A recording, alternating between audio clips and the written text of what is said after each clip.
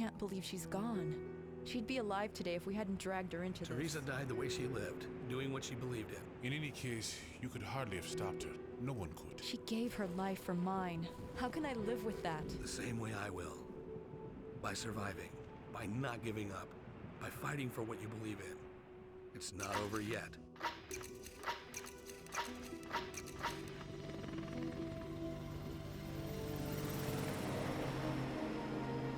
You could have ended it here. As Secretary of State when the administration falls, you would have the power. No. I have other plans for Gabriel Logan. Hearings have been scheduled, and I need someone to blame.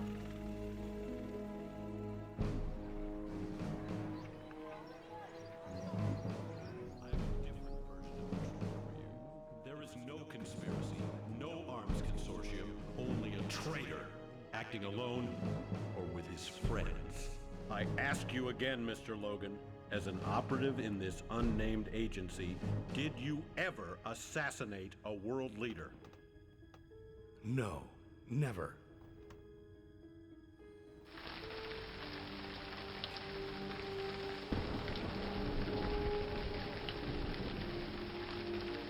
Take the shot, Gabe.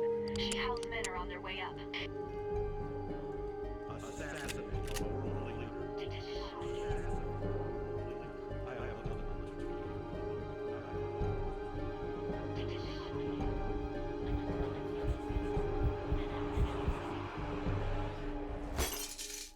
Right.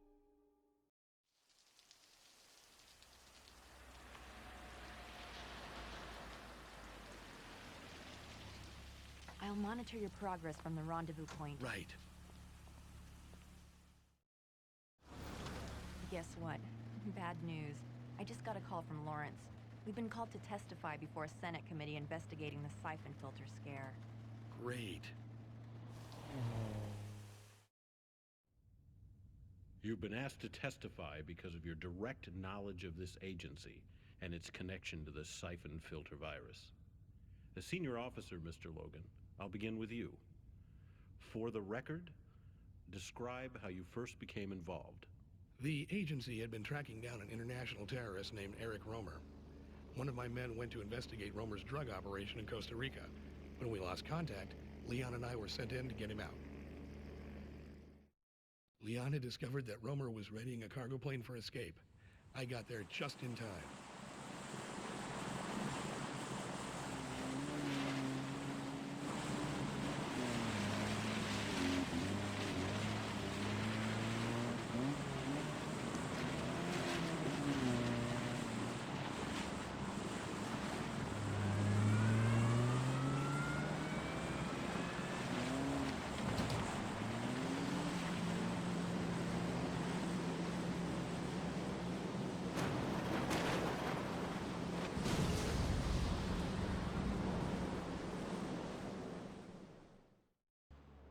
Romer had escaped. Yeah, Romer escaped.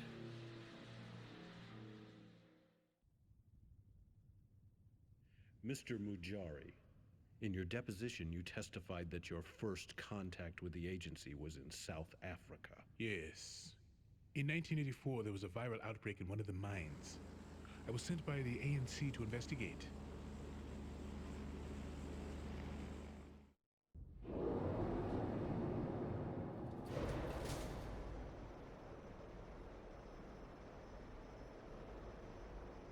I had found my brothers, but I would not be setting them free. The virus was a strain I had never seen. I kept the samples. How did the agency acquire them? I did some lab work for the World Health Organization. Miss Syphon was assigned to investigate the same outbreak as I. She came to my lab and saw the South African samples. Which you gave to her? I thought nothing of it. She wanted to have them tested by the agency labs. I see. Do you recall which labs? Of course. It was Farcom. Miss Zing, according to your affidavit, you met Gabriel Logan in 1987. Is that correct? Yes. I was in Kabul, Afghanistan on a covert assignment for the MSS. The Chinese Secret Service. That's correct. Our goal was to undermine the Soviet occupation. Eventually, Gabe recruited me into the agency. Yes. To help him with murder, assassination, arms dealing, acts of terrorism, you should have... Not Gabe and I. We worked for the greater good. We never committed acts of terrorism. I'm almost there. How much time do I have left to plant these explosives? Not long. My MI6 team is standing by. Recon has trucks being loaded from the South Cargo Bay. I'm sending Nigel to check them out. Copy that. Heading into the North Cargo Hold now.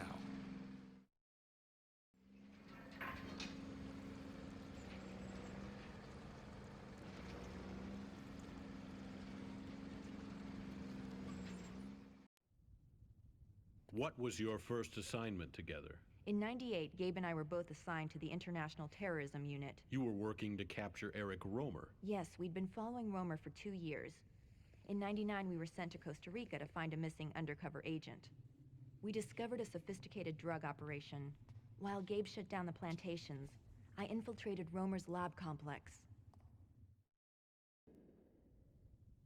That was our first exposure to the Syphon filter virus, and at the time, we had no idea that Romer was about to be secretly coerced into working for our superiors. Trust, Miss Zing, would seem to be in short supply in your agency. It got to be that way, yes. But you trusted Gabriel Logan. Of course I trusted Gabe. If you're gonna be in a firefight, there's no one better than Gabe Logan. Half my team is gone. IRA? They got wind of this shipment somehow. Probably decided they could use the virus for themselves. Who's their contact? Don't know. But we've got to get to those trucks before they do. Let's move.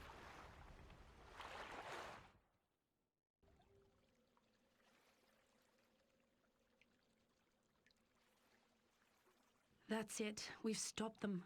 It's the last of the virus. Not yet, but any second now.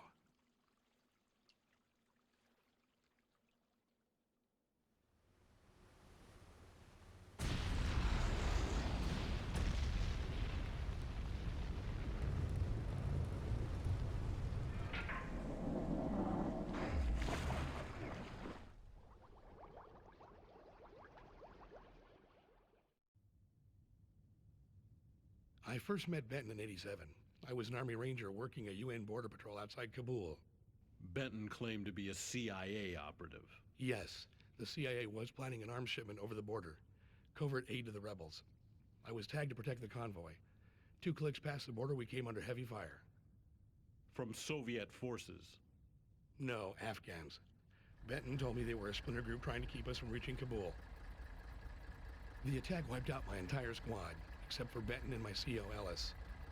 The 3 of us cobbled together a single working truck. Benton drove, Ellis was our demolition expert, and I was on point. I was determined to make it to Kabul. When we reached the city, I asked Ellis and Benton to stay with the truck while I scouted our route. Where you met Leon Zing for the first time. She was about to be ambushed by a Soviet patrol. I saved her life. In return, she created a diversion so I could get into the city. On our way to the rendezvous point, I spotted more trouble. Armor coming right at us. I'm gonna try to disable it. You stay here with the truck. I'll give you a signal when it's clear. Copy that. When our contact finally showed up, it wasn't an Afghan rebel, but a Soviet agent. Benton shot him dead and ordered us to leave the weapons for the rebels. A Soviet agent? So you're testifying that the CIA was supplying arms to the Soviets? Benton wasn't CIA. He worked for the agency. He told me to forget what I had seen, for my own sake. And you did not see Leon Zing again? Not while in Kabul. I assumed that she completed her mission and got out. Leon could always take care of herself.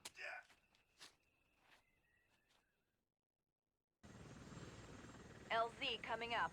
There's a secluded hill just south of your position. Set down there. Communications are down, so they don't know we're coming.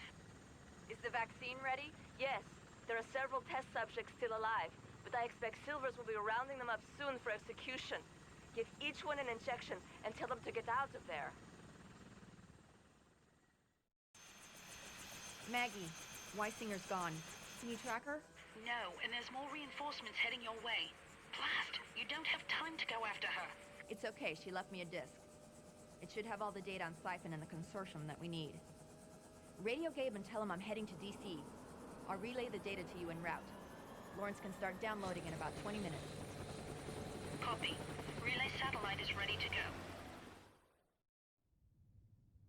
Now, can you tell me why it is, Mr. Logan, that every agent, every witness who can corroborate your testimony is either dead or missing? I'm telling you the truth. I have a different version of the truth for you. There is no conspiracy, no arms consortium, only a traitor, acting alone or with his friends. No, you're wrong. You let Romer escape in Costa Rica because he was working for you. You killed Benton, Stevens, Jason Chance, and Teresa Lapon because they stood in your way. You, Mr. Logan, are guilty of treason, terrorism, and murder. No, you're wrong. Gabe is telling the truth. I don't understand. My records seem to indicate a coroner's report states Teresa was injured, not killed. We knew that whoever was behind the agency would be watching us closely. I faked my death so that I could investigate without interference. I see. Forgive me if I seem somewhat surprised. Very well. You will understand if I wish to hear what Miss Lapon has to say in private. Of course. Now, before we get to your extraordinary resurrection, I'd like to get some background information. Sure. How did you become involved with the agency? Well, I joined the ATF right out of college. My first mission came when the FBI discovered a survivalist compound in northern Montana, and I was given the task of advanced recon. I hadn't been in the ATF long, and I was still pretty green, but I knew the areas surrounding the compound and was put on point. So Logan murdered 2 FBI agents. Well, that's the thing, isn't it? Nobody around here is who they seem to be, are they? Turns out they were NSA. They had cooked up a bunch of lies so they could go in and murder the entire compound with impunity. Continue. Gabe told me to get out, but I wasn't gonna let the NSA murder Oakton's family. I waited till dark and headed in. Gabe got us out of there. He was there with a chopper and lifted us out. I see. And since he helped you fake your death, what have you been doing? Mostly, I've been following a woman named Mara Aramov. A Soviet agent. She was involved with the agency somehow, but we never understood her connection. She seemed to work for the agency, for the Russians, but also helped us, like she was toying with us. I don't understand. She's good at covering her tracks, but since she thought I was dead, she wasn't watching for me. Probably the most interesting place I found her was in your office, talking to you. Wait! You can't come in here like this! These are officers from the Special Prosecutor's Office, Mr. Haddon, with a warrant for your arrest.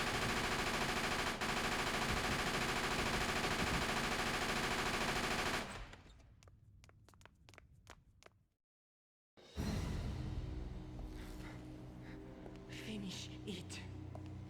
It's already over, Mara.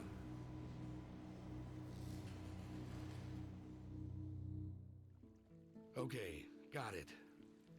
Thanks. Mara's gone. Apparently security didn't see anything. Cameras have been wiped. Figures. I guess your first task as agency chief will be tracking her down once and for all. No. My first job is rebuilding from the ground up, with people I trust. Great. Just what we need, a bunch of raw recruits to train. How about you, Teresa? Looking for a job? No thanks. I'm heading back to the desert for some R&R. Besides, the siphon filter operation is finally dead. You don't need me. Interpol has tracked down the last of the Project Coven sites. They've all been abandoned or destroyed. Syphon filter is destroyed, but Mara's out there somewhere. Where to begin? The same place we always begin, by looking for the truth and eliminating anything that tries to stop us.